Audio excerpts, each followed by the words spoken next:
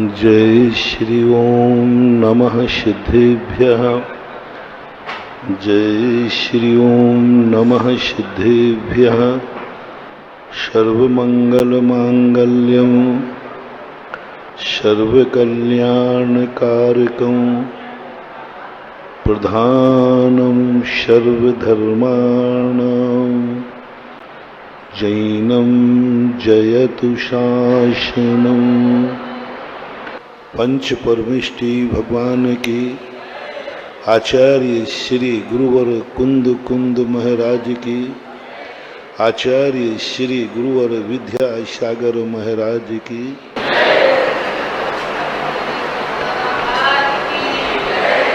अपना प्रसंग चल रहा है कि हमारे जीवन में जो भय का दुख है, इससे कैसे बचा जाए। कर्मों का दुख है, कोई बात नहीं, किया है तो भोगना पड़ेगा। असावधानी से दुर्घटना हुई है, कोई बात नहीं, भूल थी इसलिए दुर्घटना हुई, दुख है। मैंने किसी को गाली दी थी, उसने मुझे दी, कोई बात नहीं, लेन देन हुआ है। मैंने किसी को दुखी किया था, उसने मुझे दुखी कर दिया, कोई बात नहीं, लेन देन हुआ है। मैंने सामने वाले का बुरा विचारा था, उसने मेरा बुरा कर दिया, कोई बात नहीं, लेन देन हुआ है। हमारे जीवन में अतीत में हमारे कर्मों के दुख आते हैं, कोई बात नहीं। हमने खोटा कर्म किया था तो फल भी खोटा ही मिलेगा। कल मैंने कहा था, गरीब आदमी ज्यादा दुखी नहीं होता, थोड़ा दुखी होता भी है और थोड़ा हम लोग समझा देते हैं कि भाई देखो, दुखी मत हो, जैसा किया था वैसा भोगना पड़ेगा। तुमने धन का दुरुपयोग किया था इसलिए गरीब हुए, बेचारा कह देता जी महाराज सही कह रहे हो आप। दुखी आदमी को समझाने में ज्यादा नहीं, वो जल्दी जी कह देता है, महाराज मैं बहुत गरीब हूँ, देखो तुमने कल गलत काम किए थे। बोले महाराज जरूर किए होंगे, जरूर किए होंगे। वो तुरंत हाँ कह देता है और शांत हो जाता है। मैंने जब किया है तो भोगो, आकुल व्याकुल परिणाम मत करो। नार की जीव होता ना, बहुत जल्दी समझ जाता है कि उसको दुख होते हैं ना बहुत सारे नरकों में, तो वो इतने जल्दी समझ जाता है कि देख भाई तूने बुरे कर्म किए थे, नरक में आया। तो कहता बिल्कुल सही बात है, मैंने बुरे कर्म किए थे। मैंने जेल में अपराधियों को प्रवचन देता हूँ तो उनको देता हूँ कि देखो आप लोगों की गलती है, राष्ट्र की गलती नहीं है, कानून की गलती नहीं है। आप लोगों ने अपराध किया है सो आपको जेल। तो वो भी कह देते हाँ महाराज ठीक कह रहे हो, क्योंकि उसको अनुभव में आ रहा है। ऐसे ये तो सब ठीक है, लेकिन अपन उस दुख की चर्चा कर रहे हैं जो अमीर को है, उस दुख की चर्चा कर रहे हैं जो नरकों में नहीं है, उस दुख की चर्चा कर रहे हैं जिसकी किस्मत बहुत अच्छी है, उस दुख की चर्चा कर रहे हैं जिसके जीवन में कोई बुरा आदमी नहीं, सब अपने हैं, सब अच्छा सोचते हैं। उस दुख की चर्चा कर रहा हूं जिसने कोई गलत किया ही नहीं, सावधान है। असावधानी का दुख नहीं, बिल्कुल सावधान है, बिल्कुल गाड़ी सावधानी से चला रहा है। वो क्यों दुखी है? असावधानी से चलाने वाला दुखी है, बात समझ में आती है। असावधानी से एक्सीडेंट हुआ समझ में आती है। जो बिल्कुल सावधानी से गाड़ी चला रहा है, रास्ता भी सही है, गाड़ी भी सही है, सब कुछ सही चल रहा, दिमाग भी सही है, फिर दुख क्यों? पैसा भी खूब है, खूब पैसा आ रहा है, घर में धन दौलत भरी पड़ी है, पौब आ रहा है, फिर दुखी क्यों? जिंदा है, शरीर स्वस्थ है, कोई दुनिया में उसका दुश्मन नहीं, फिर दुखी क्यों? उस दुख की चर्चा अपन कर रहे हैं 3 दिन से। और ये दुख, दुख का दुख हो तो मिटा जा सके, दुख है ही नहीं, फिर दुखी है तो क्या करूं? बीमार हो तो दवाई है, अब वो बीमारी नहीं हो, कह रहा मुझे बहुत तकलीफ हो रही है, अब क्या करूं? पूरी जांच कर ली, पूरी जांच करा ली, डॉक्टर साहब पूरी जांच। डॉक्टर कहता भैया मैं क्या दो, डॉक्टर साहब कुछ तो दवाई दो, बहुत तकलीफ में हूँ, बहुत हाथ पैर दुखते हैं, कुछ में मन ही नहीं लगता। अब डॉक्टर कहते भैया मैं क्या दवाई दूँ, तो बता दे भाई, तू बता दे, वो लिख देता हूँ। नहीं नहीं आप लिखो। तो बोले जांच में कोई बीमारी आ ही नहीं रही है। क्या है इस दुनिया, जांच में कोई बीमारी आ नहीं रही है और सामने वाला दुखी है। अब डॉक्टर क्या करे, कौन सी गोली लिख दे? कहते भैया तू ऐसा कर, मेडिकल में जितनी गोलियां हैं सभी के खा ले, कोई ना कोई फिट नहीं कर सकता। कोई गोली वो लिख नहीं सकता क्योंकि बीमारी पता नहीं, तो कौन सी गोली लिखूं? और सामने वाला कहता है मैं तो बहुत दुखी हूं। ऐसा ही केस इस दुनिया का अपन 3 दिन से सामने रखे हुए हैं।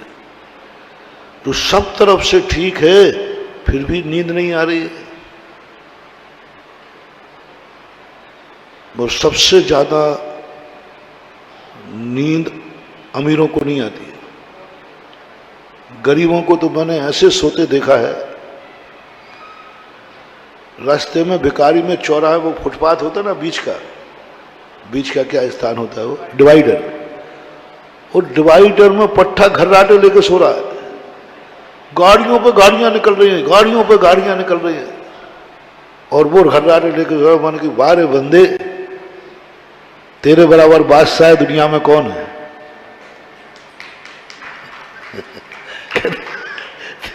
बादशाह दुनिया में कौन है?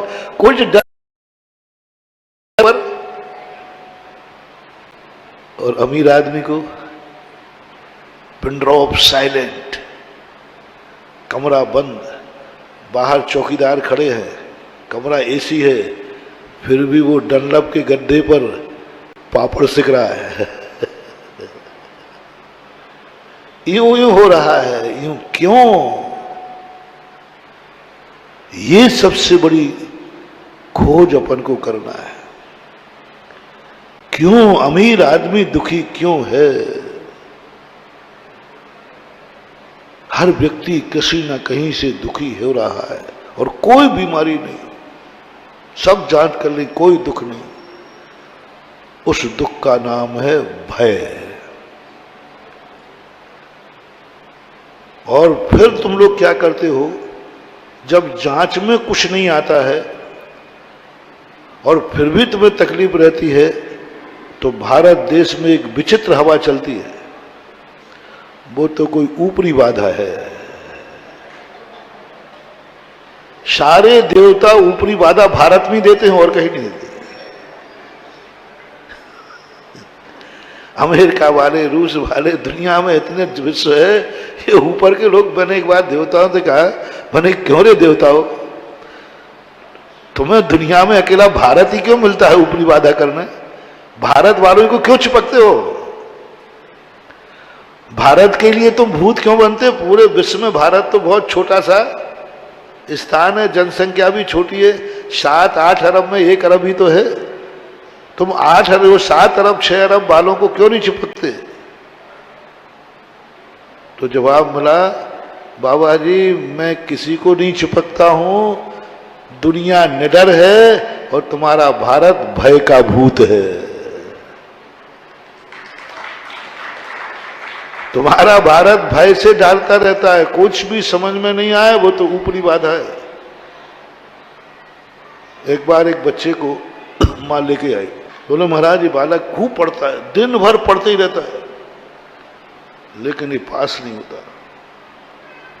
मैंने पढ़ता कम नहीं महाराज जी, मैंने जब देखा जब पढ़ते ही देखा, पढ़ते ही रहता है लेकिन ये पास नहीं होता। इसके मास्टर भी परेशान है, बार बार कहते हैं,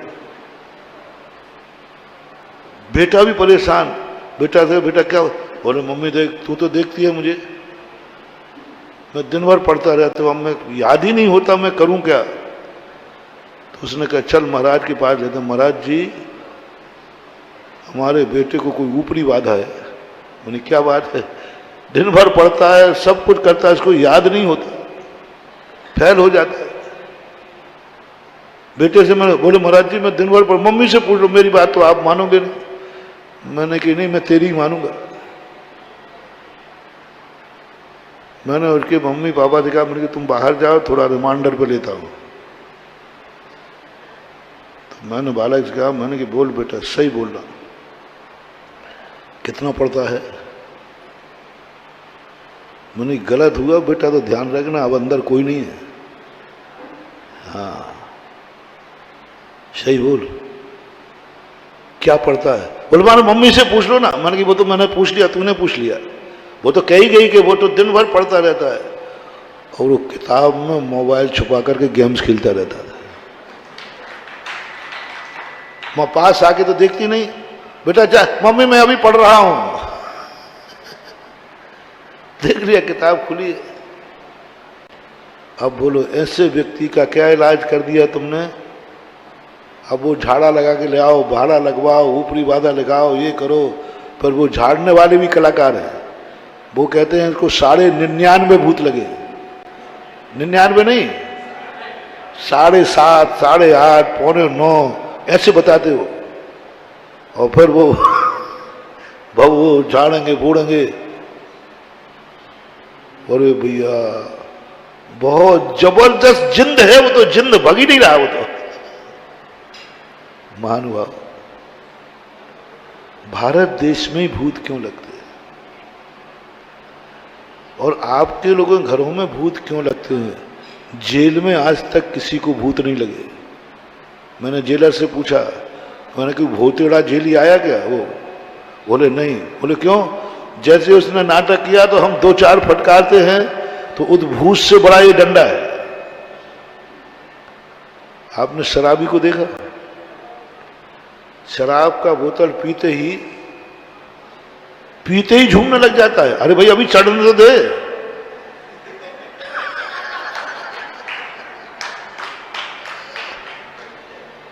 एक बार जबलपुर में हम लोग छत पर बैठे थे, एक सड़क पे वहां बैठे, तो उसने बाउंड्री के अंदर घुस के शराब पी और शराब पीते ही वो झूमने लगा बहुत, ओ सड़क पे हो गया।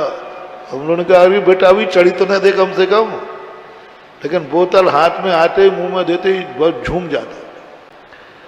90% लोग ज्यादा नाटक करते शराब पी। महाराज जी कैसे नाटक है, चढ़ने के बाद चढ़ती है। मैं उदाहरण देता हूं, कितनी ही शराब पिला देना और सामने से पुलिस वाला आ जाए,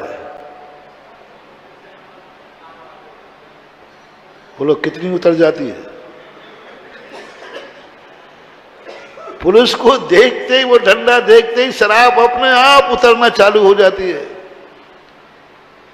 50% तो वैसे उतर जाती है देखते ही। क्या नशा सही में था। होता है नशा, लेकिन जितना वो नाटक कर रहा है, कई लोग तो नाटक करने के लिए पीते हैं। गुंडे लोग जो होते ना, अपराध करने वाले होते ना, मर्डर करने वाले होते ना,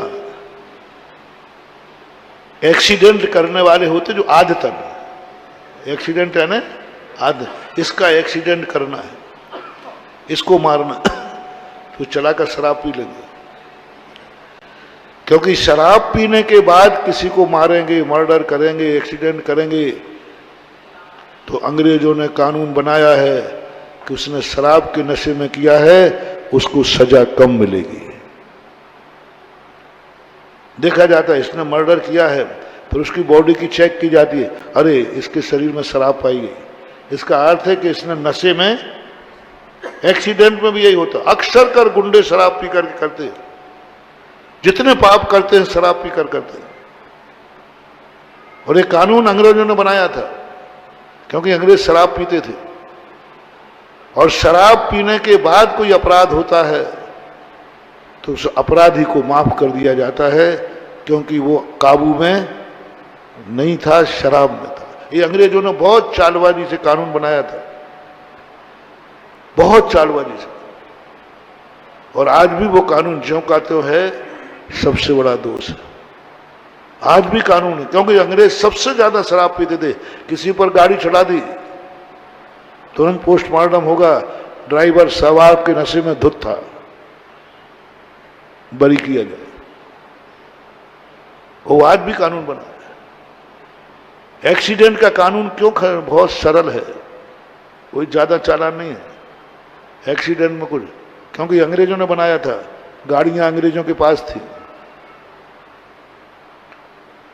उन्होंने एक्सीडेंट को इतना कमजोर बना दिया, एक्सीडेंट में मर्डर भी करो, कुछ भी करो, कोई भी ज्यादा कानून नहीं लगता, उनका कानून था।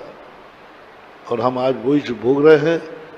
तो जैसे पुलिस को देखकर नशा उतर जाता है, वो था नहीं, ऐसे ही तुम्हें भूत लगते नहीं है। पहला निर्णय तो यही सोचो जो मैं तर्क दे रहा हूं, क्या भूत देवता भारत को ही निशाना बनाएंगे? देवता हैं वो भारत को ही निशाना बनाएंगे, किसी अमेरिका को नहीं, किसी रूस के व्यक्ति को नहीं। क्यों नहीं? देवता कभी ऐसी गलती कर नहीं सकता।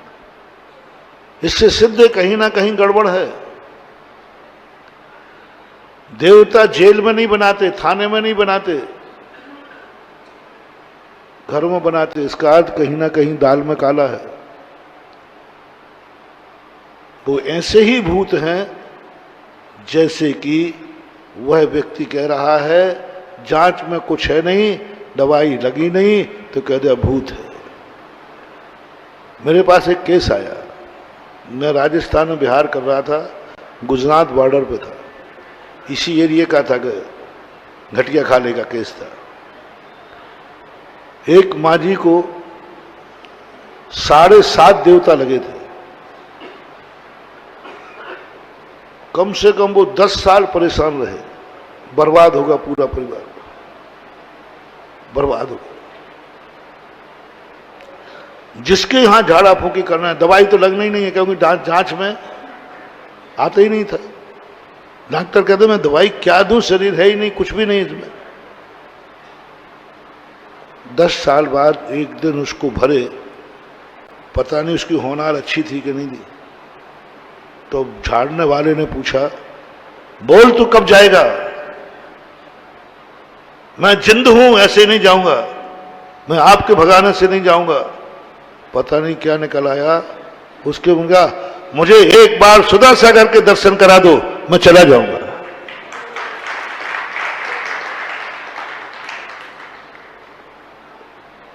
परिवार वाले सब मुझे जानते ही थे, परिचित थे, सब जानते, हमें तो सभी जानते पराया। और घटिया खाला नहीं जाने ऐसा हो तो नहीं सकता। ये एरिया सब जानता है कि नहीं? मैं यहां आया हूं तभी जानते हो कि पहले से जानते हो? हम छानी गांव थे, एक छानी गांव, वहां थे।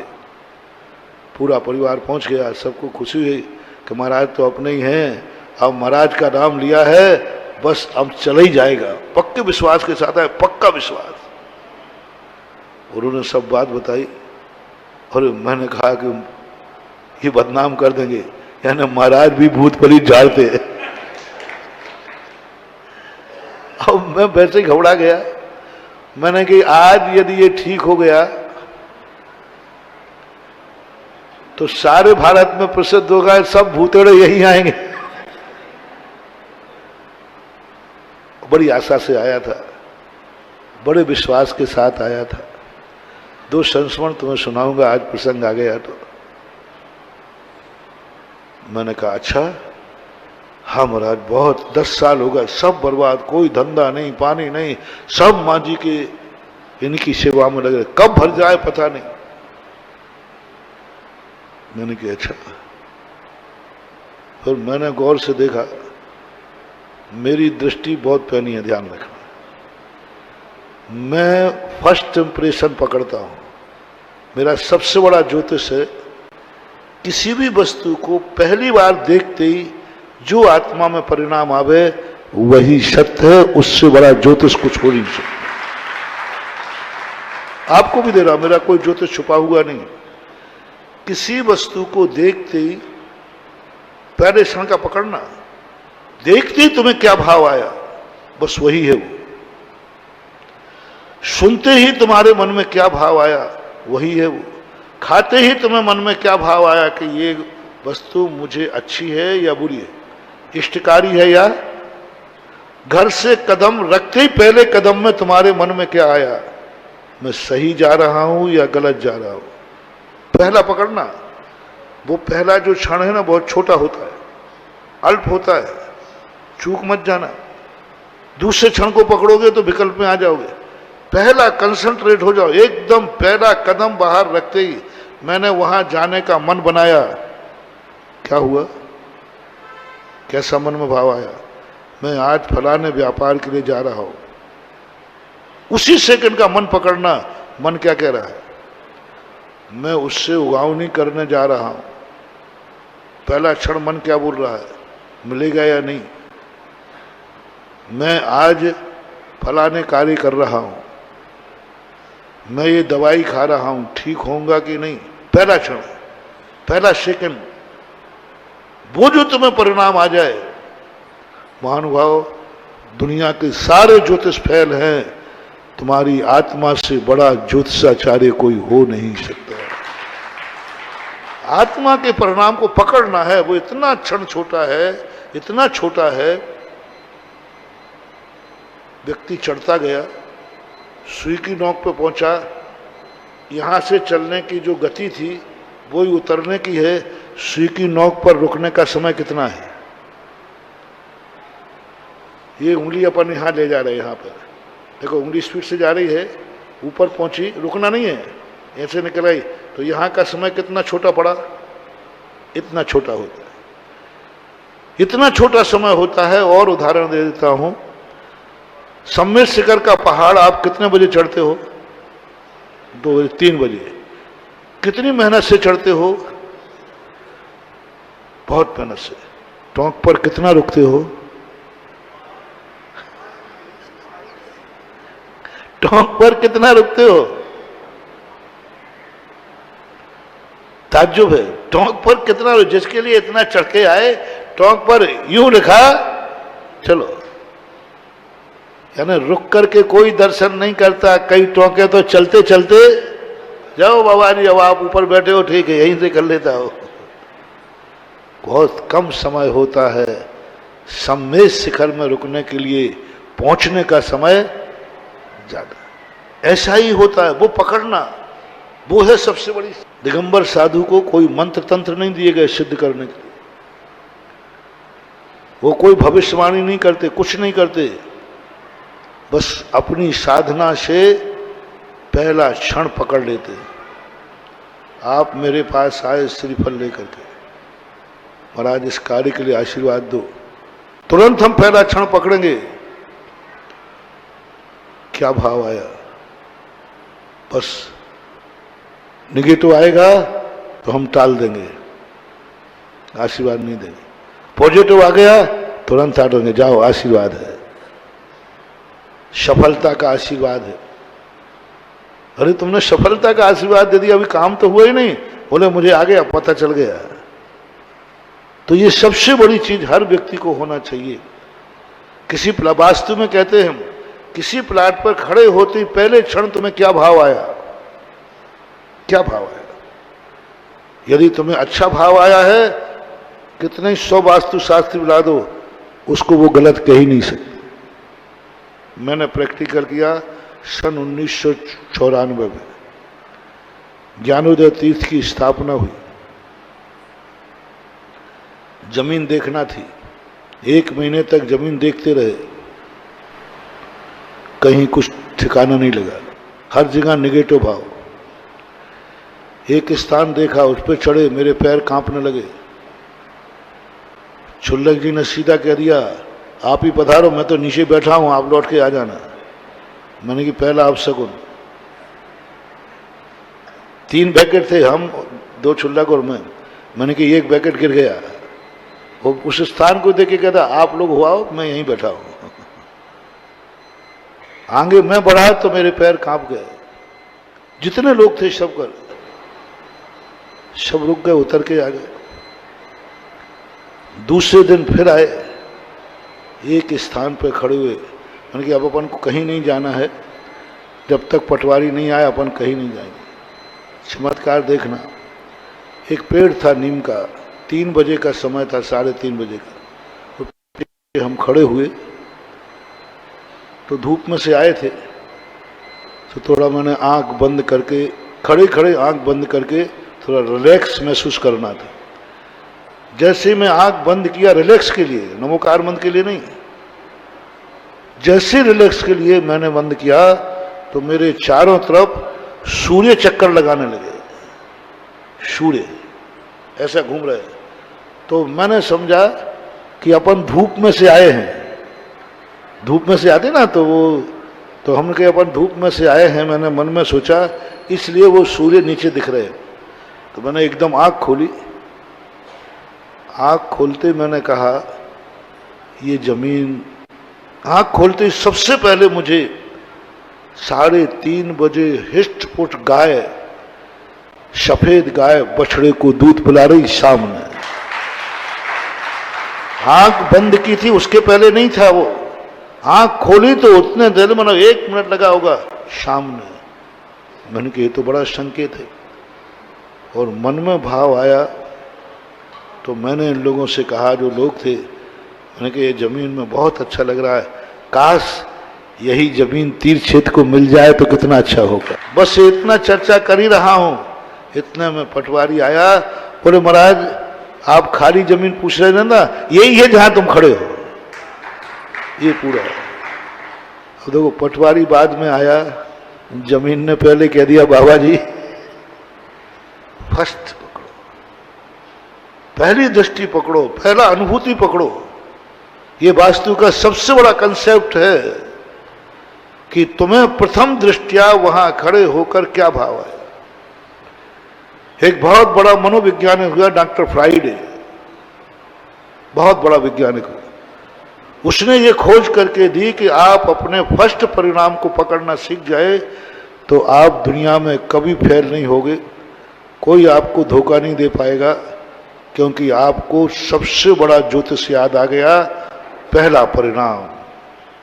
प्रथम दृष्टि शुद्ध दृष्टि, प्रथम भाव शुद्ध भाव। अब वो भाव नकारात्मक भी होता है और ना भी हो सकता है। जैसे हम वहां चढ़ने लगे तो पैर कांप गए, तो पृथ्वी ने कह दिया, बाबा जी यहां मत आओ, ये आपके काम की चीज नहीं, ये संकेत कहलाता है। आपने जमीन नापने के लिए मीटर उठाया, उसमें लिखा, जैसे ही आपने मीटर उठाया और आपके हाथ से छूट गया, वो मिस्त्री क्या डालता है, वो धागा सा एक रहता है, उसका गुनिया होता है ना, धागा पकड़ता है। हजारों साल पहले कितना बड़ा शोध किया गया। उसने धागा उठाया नापने के लिए और धागा पकड़ ही रहा है और धागा टूट गया। जो असली मिस्त्री होगा वो कहे, सेठ जी यहाँ मत मकान बनाओ, अकाल मौत होगी। मकान बनाने के पहले कोई ना कोई मरेगा, आप इस स्थान पर रह नहीं पाएंगे। वास्तु में लिखा है, क्योंकि धागा, पहला धागा, दूसरा धागा नहीं। दूसरी तीसरी बार टूट जाए तो उसको मत गिनना। पहला धागा यदि आपने डाला है और टूट गया, पहली बार आपने जमीन में कदम रखा और कांटा लग गया, पहली बार जो आपने किया है वो ये निमित्त ज्योतिष कहलाता है। पहला आपने कपड़ा पहना, छिन्न दोष। पहनते ही 48 मिनट के अंदर वो फट गया, कहीं कील में फंस करके। उसको अशुभ कहा है। ये कपड़ा तुम्हारी जिंदगी में कहीं ना कहीं अड़चन में डालेगा। किस आकार में फटा है? मेंढक के आकार में, गिलहरी के आकार में, सांप के आकार में, किस आकार में फटा है ये भी हमारे शास्त्रों में लिखा है। पहनते 48 मिनट, 1 घंटे, 1 पहर कम होता जाएगा, ज्योतिष कम होता जाएगा। 6 घंटे, 24 घंटे के बाद कोई भी प्रभाव नहीं पड़ता। फिर चाहे फट जाए, चाहे गंदा हो जाए, चाहे टूट जाए, फिर कोई प्रभाव। मंगल कलश बैठा नहीं है और गिर गया, 24 घंटे के बाद गिर जाए तो कोई फर्क, लेकिन रखते ही गिर गया। तो इन सब चीजों का एक बहुत बड़ा साइंस है, जिसके ज्ञाता हमारी आत्मा है, आपकी आत्मा है, हमारे आत्मा की शक्ति है। ये ज्योतिष फेल हो सकता है, हमारी आत्मा का निर्णय फेल नहीं होता। इतने ज्योतिष है हमारे पास, खुद के पास। नासिका से जो श्वास निकलती है ना, चलो आज थोड़ा ये प्रसंग आ गया तो ये भी ज्ञान करा दें तुम्हें। अपनी श्वास निकलती है ना, ये बहुत बड़ा ज्योतिष मान लो, बहुत बड़ा ज्योतिष। दुनिया के सब ज्योतिष फेल हो जाएंगे, लेकिन तुम्हारी श्वास का ज्योतिष फेल नहीं होता। इसमें पूरा ज्योतिष। आप कोई कार्य करने जा रहे हैं, कौन सा कार्य है? अच्छा कार्य, शांत प्रिय कार्य, हितकारी कार्य, इज्जत वाला कार्य, परोपकारी कार्य, तो आप तुरंत देखिए कि आपका कौन सा स्वर चल रहा है। चंद्र स्वर चल रहा है। चंद्र स्वर बोलते इड़ा, इड़ा नाड़ी बोलते हैं बाएं हाथ का। बाएं हाथ से श्वास निकल रही है, दायां हाथ दायां बंद है। जाओ, तुम्हारी सफलता है। क्रूर कार्य करने जा रहे हो, पेशी करने जा रहे हो, झगड़ा करने जा रहे हो, कुछ मजबूती का कार्य करने जा रहे हो, पहाड़ पर चढ़ने जा रहे हो, मेहनत का काम करने जा रहे हो, तो सूर्येश्वर पिंगला बोलते इसे। दायां से चल रहा है, जाओ बढ़ो। घर से बाहर निकल रहे हो, वह कदम आगे निकालो जिस नाक से स्वर निकल रहा है।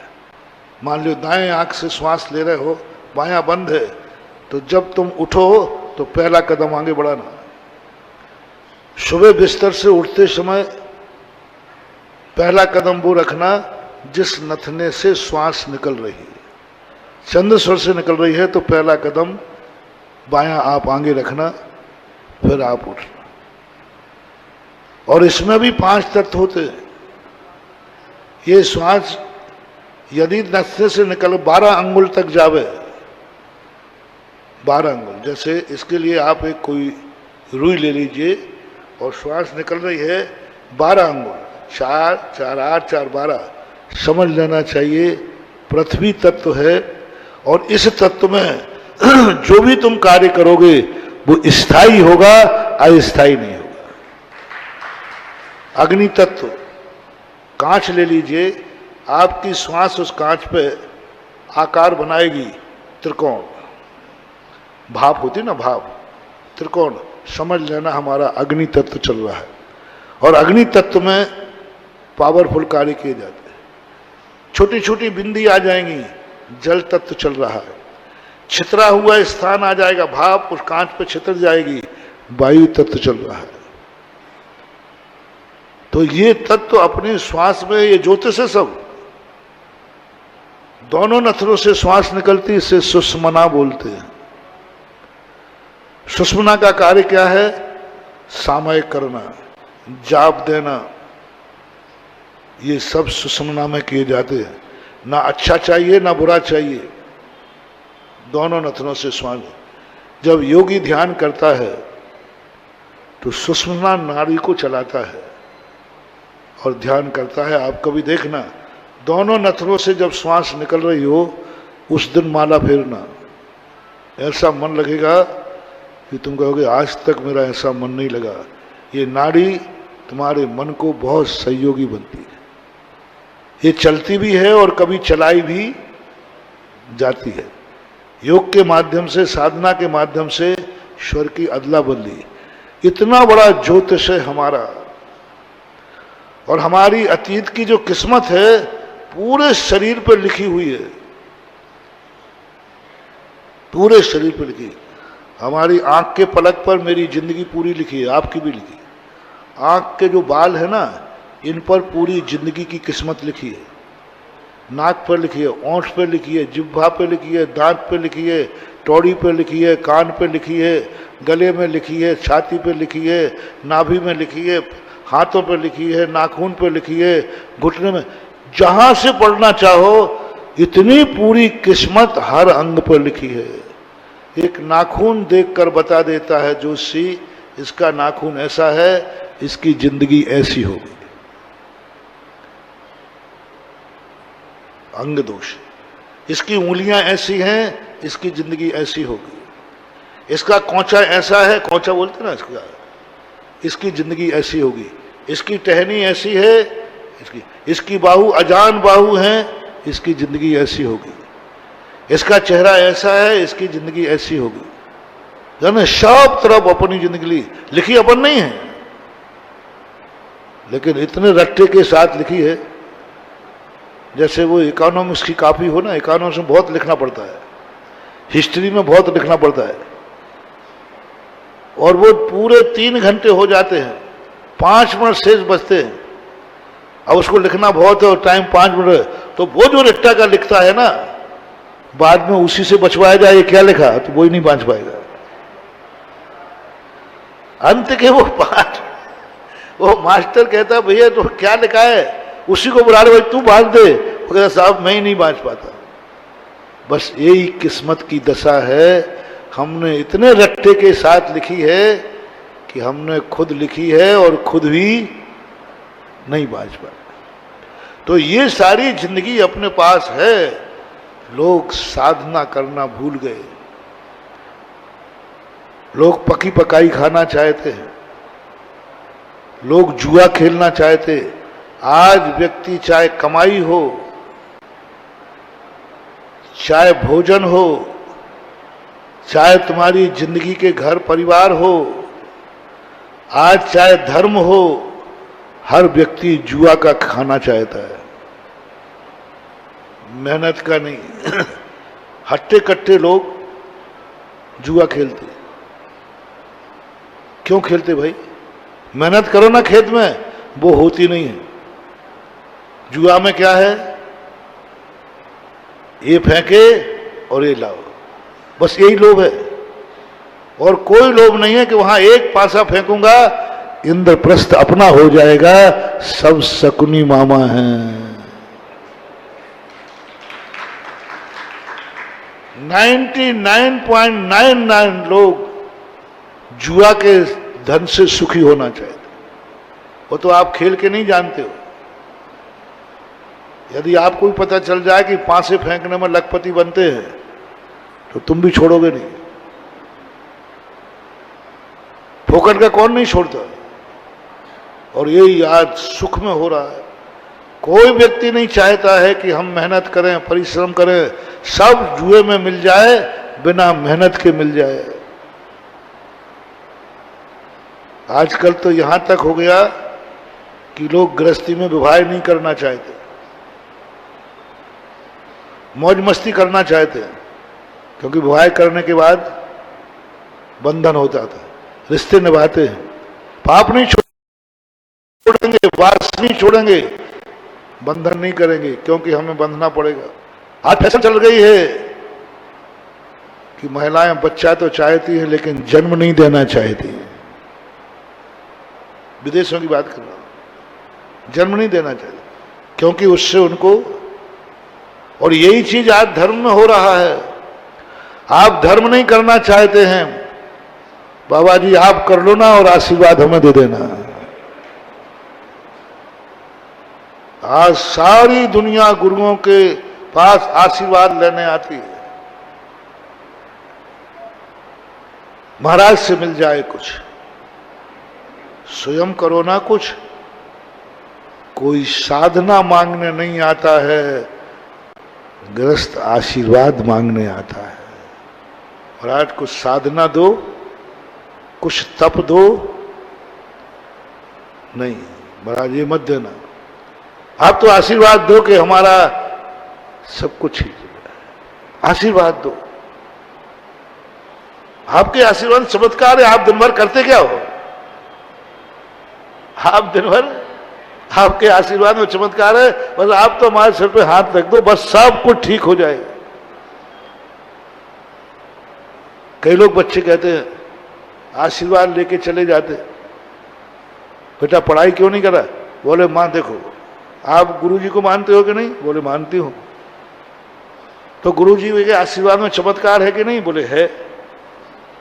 तो फिर उनका आशीर्वाद मिल गया, आप पढ़ने की क्या जरूरत है? आशीर्वाद मिल गया, आप तो पास होना ही है, वो बाद में फेल हो गया, उसने बदनाम कर दिया। अरे भैया महाराज के आशीर्वाद में कुछ चमत्कार भमत का कुछ नहीं है, मैंने आशीर्वाद लिया, फेल हो गया। आजकल मैं बहुत चीज का, नहीं तो तुम तो मुझे बदनाम कर डालोगे। आजकल में जब भी बच्चे कोई आते हैं, महाराज जी मैं पास हूं, आशीर्वाद दो, तो मैं आशीर्वाद दो, अच्छी तरह पढ़ो, अच्छी तरह पढ़ो। पास होने का आशीर्वाद नहीं देता, पढ़ने का देता हूं। किसी को मैंने पास देने का आशीर्वाद बंद कर दिया, मैंने क्या दे दिया? अच्छी तरह पढ़ो, पढ़ने का आशीर्वाद है, पास होने का नहीं। महाराज मेरा व्यापार नहीं चल रहा है, अच्छी तरह व्यापार करो, मेहनत करो, अच्छी मेहनत करो, मेहनत का आशीर्वाद दूंगा, व्यापार का आशीर्वाद नहीं दूंगा। मेहनत करो। इसी प्रकार आजकल मैं आशीर्वाद कम देता हूं। मुझे एक बार अपने पूज्य गुरुदेव महाराज ने किसने बहुत बड़ा ज्ञान दिया। एक बहुत गरीब परिवार था, वो आया, इतना गरीब था कि पूरा परिवार सुसाइड करने की कगार पे था, कुछ नहीं बचा उसके पास। कैसे गया वो कहानी नहीं सुना रहा हूं, कुछ भी नहीं, कपड़े भी फटे थे, कपड़े खाने कुछ नहीं, चेहरा।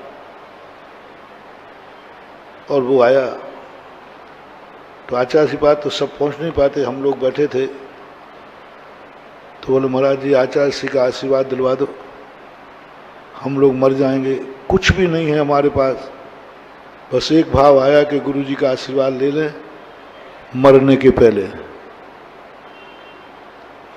उसकी दशा देख करके मुझे बड़ी दया आई।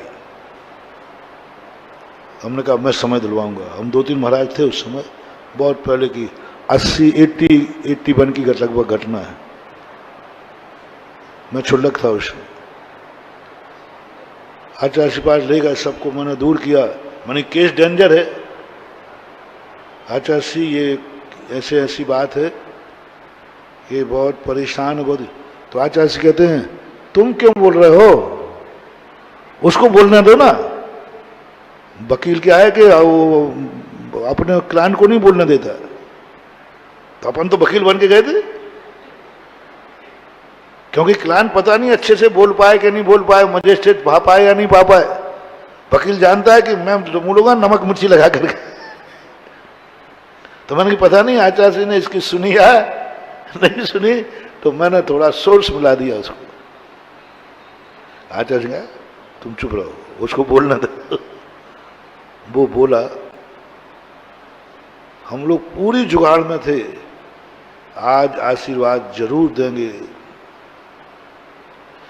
आज जरूर पिछी लगाएंगे, क्योंकि आचार्य जी पिछी लगाते नहीं बहुत, और या कोई जरूर कोई लक्ष्मी मंत्र देंगे इसको, कुबेर मंत्र, क्योंकि जादू दयालु होता है। संत हृदय नवनीत समाना। हम लोग बैठ कर चुपचाप,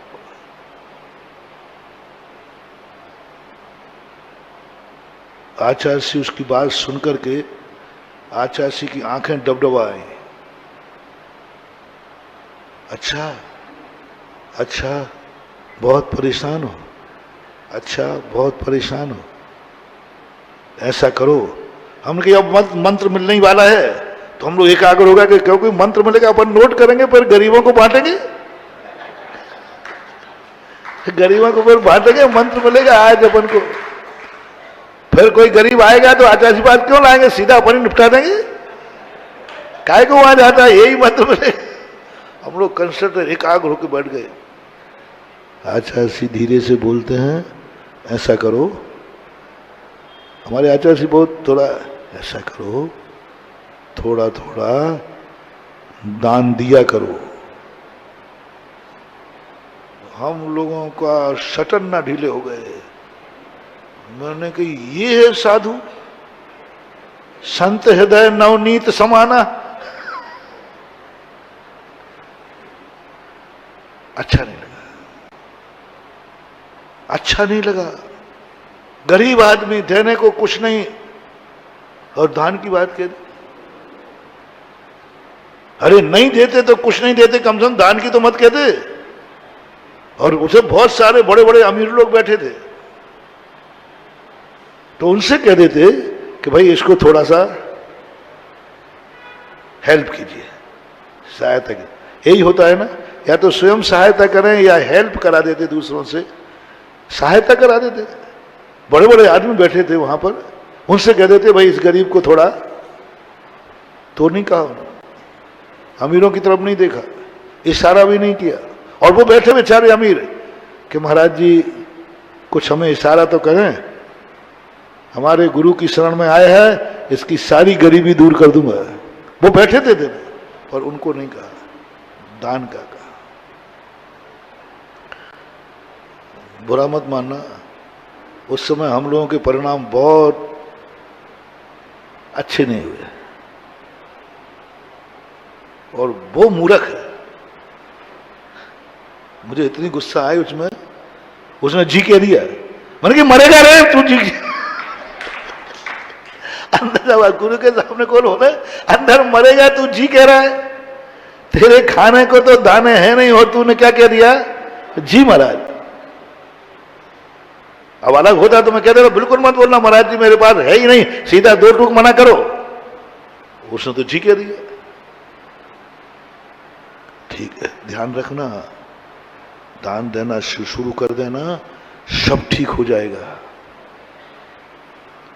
और वो पट्टा गुरु के विश्वास पर उठ के चला गया, और हमारा विश्वास डगमगा गया। दोपहर में क्लास चलती थी, हम लोगों ने तबाड़ तोड़ प्रश्न किए।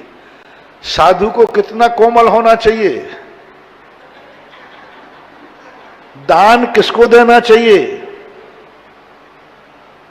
जिसके पास खाने को नहीं हो क्या उसको भी दान का उपदेश देना चाहिए। आचार्य ने कहा ये बिना मौसम की बरसात कैसे हो रही है,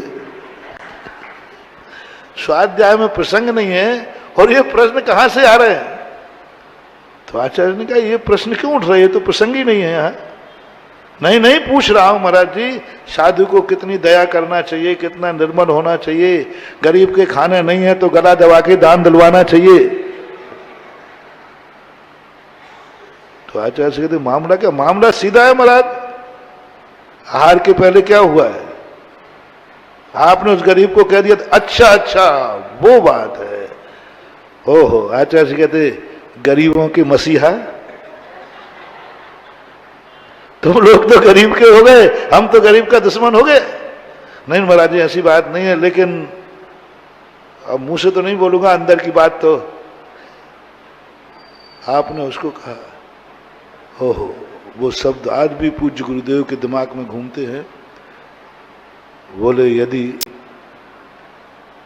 मेरे आशीर्वाद से कोई अमीर बनता तो मैं सारे चौराहों पर बैठकर गरीबों को एक आशीर्वाद देता और अमीर बना देता। मेरी आत्मा भी कहती है संसार में कोई गरीब मेरे पीछे लगाने से होता तो सारे भिखारियों को भीख नहीं मांगने देता, एक एक पीछे लगाता, उनके कटोरे सोने के कर देता। यदि मेरे आशीर्वाद से व्यक्ति निरोग हो जाए बीमारी से तो मैं अस्पतालों के दरवाजे बैठूंगा, वहां करूंगा। कोई मंत्र से यदि हो जाए सारे दुनिया के दुख दूर तो मैं मंत्र फेरने को तैयार हूं। यदि मेरे मंत्र फेरने से आपके दुख दूर होते हैं तो चलो, मैं मंत्र फेरने को मैं फेर लूंगा, तुम्हारे दुख दूर हो जाएंगे। लेकिन ऐसा होगा नहीं, ये धोखा है, ये बहुत बड़ा धोखा है। ऐसा होगा नहीं। जब तक ये स्वयं कर्म नहीं करेगा, दूसरे का किया हुआ कर्म दूसरे के काम नहीं आता। महानुभाव, इस गद्दी पे बैठकर कभी धमकी नहीं दूंगा, वायदा करता हूं। इस गद्दी पर बैठ करके कभी तुम्हें धमकी नहीं दूंगा, तुम्हें डराऊंगा नहीं, वही बोलूंगा जो सत्य है। आगम का वचन बोल रहा हूं, सत्य यही है। अब तो विश्वास करो और पावन होने चल पड़ो। चल पड़ो पावन, चल पड़ो। जो कुछ भी कष्ट सहन करना पड़े सहन करो। प्यासे मरने की अपेक्षा और सारे कष्ट ठीक है। मरने वाला भी कहता है मर रहा हूं लेकिन पानी पिला दो। पानी का अभिशाप मत लेना महानुभाव, और पानी अभिशाप देता है। जब तक तुम नहाते हो और पानी गंदा नाली में बहता है, जल कहता रे दुष्ट, मैं निर्मल था, मैं पवित्र था, और तेरे शरीर से स्पर्श होकर मैं गंदा हो गया। वैष्णव दर्शन में जल को देवता कहा है। बहुत बड़ा मनोविज्ञान है। जल को देवता कहा है, और देवता को तुमने नाली में बहा दिया। देवता कहा जल को, जल को तुमने नाली में बहा दिया, जल को तुमने गंदा कर दिया। जल की तुम क्या क्या दुर्दशाएं करते हो, और जल देवता है। जल देवता है तो उसकी दुर्दशा क्या कर रहे हो तुम, सबको मालूम है। 24 घंटे में जल की कितनी दुर्दशा करते हो, होता है कि नहीं? बाथरूम जाते हो तो, टॉयलेट जाते हो तो, कपड़े धोते हो तो, जब देखो जल की दुर्दशा कर रहे हो। और जल देवता है। देवता है तो ये दुर्दशा क्यों? और दुर्दशा है तो देवता कैसा? देवता पूज्य होता है कि नाली में बहाने लायक होता है? बोलो ना। कायदा से पूज्य होता है। फिर क्यों? अच्छा है, आज से जो जल को देवता मानते हैं और जो जल के बिना जिंदा रहना चाहते हैं, वे आज से नहाना बंद, सूसू जाना बंद, थोड़ा कहने देना, टॉयलेट जाना बंद, कपड़े धोना बंद। जो जो गंदे कार्य जल को करेगा वो कार्य नहीं करेंगे। बोलो संभव है? आप लोग ये नियम आज से लागू हो जाएगा? नहीं, नेता लोग आए, आप कर लोगे? अब महाराज जी देखो, अब ऐसा समझो बात को, गंदे कपड़े पहन के जाऊंगा क्या मैं? नहीं। तो फिर एक तरीका है, तुम साधु बन जाओ। अब तुम जैसे साधु बनोगे, तैसे जल तुम्हें छू करके गंदा नहीं होगा, गंदोदक हो जाएगा। तुम्हारे पैरों का धुला हुआ जल कहां जाता है? और साधु के पैरों का धुआ हुआ जल, इतने पावन कर लो ना अपने चरण, इतने पावन कर लो ना अपनी काया, इतने पावन कर लो ना अपने हाथ पैर, कि जल से कह दे जब भी तू मेरी जिंदगी में आएगा तो भी पावन हो जाएगा। समय आपका हो गया। आज हमने बहुत कठिन रास्ता बताया है, और आज जो तुम्हें टेलर दिया है बेटा, यदि नहीं सुधरे तो फिर कल मत कहना। जो तुम्हें टेलर दिया है, एक एक बूंद पानी को तरसोगे, ये जल का अभिशाप तुम्हें लगेगा। ये तुम्हें टेलर दिया है मैंने, और ये टेलर धमकी मत समझना। सच्चे डाकू की और सच्चे साधु की कोई बात को समझ रहे हो ना? सच्चा आतंकवादी है और सच्चा साधु है, इन दोनों की बातों को धमकी मत समझना।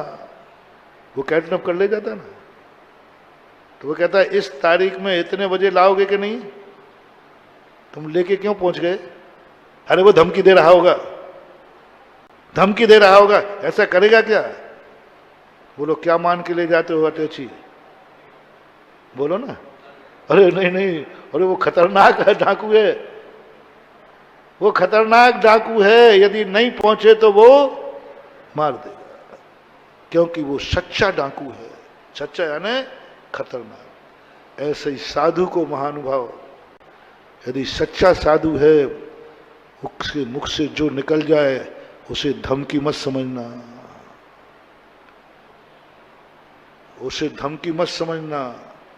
ये मत समझना कि महाराज डराने के लिए कह रहे हैं। सच्चा साधु कभी कोई चीज डराने के लिए कहता ही नहीं है, वो तो वही कहता है जो हो सकता है, जो हो सकता है वही कह रहा है। इसलिए इसको धमकी मत मानना। 24 घंटे का समय दिया जाता है विचार करना, आज के पूरे प्रवचन को विचार करना। और वो अभी माँ जी अभी वही हैं जिनको 7.5 भूत लगे हैं। अभी भूत अपन ने उतारे नहीं है, अभी 1 दिन और खेलने दो उसको।